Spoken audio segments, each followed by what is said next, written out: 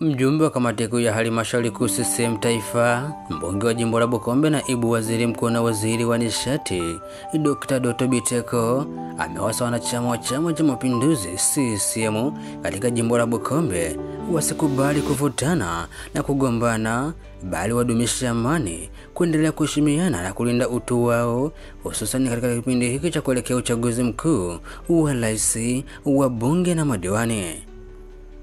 Dr. Biteko amesema hayo Juni 14 mwaka 2025 wilayani Bukombe mkoani Geita mara baada ya kuzindua maduka 31 ya kisasa yaliyopo katika eneo la ofisi za CCM wilayani humo.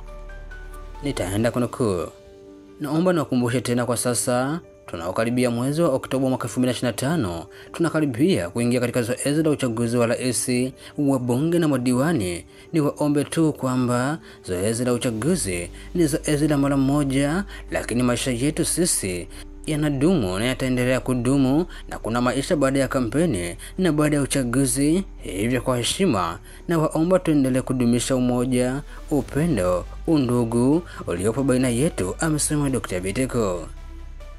Katika hatua nyingine, amezungumzia ujenzi wa maduka hayo ya kisasa kuwa ni hatua kubwa kwa maendeleo ya wananchi wa eneo hilo la Ushilombo na maeneo mengine ya jirani, kwa kuwa ni chanzo cha maendeleo na mzunguko wa fedha katika eneo hilo.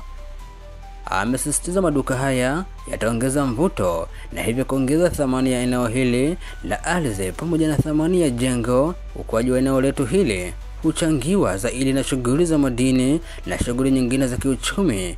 Taarifa zinaonyesha kuwa mkoa wa Geita umeonyesha kasi kubwa zaidi ya ukuaji kutokana na shughuli za madini, na watu wanaochimba watapata huduma kwenye hili.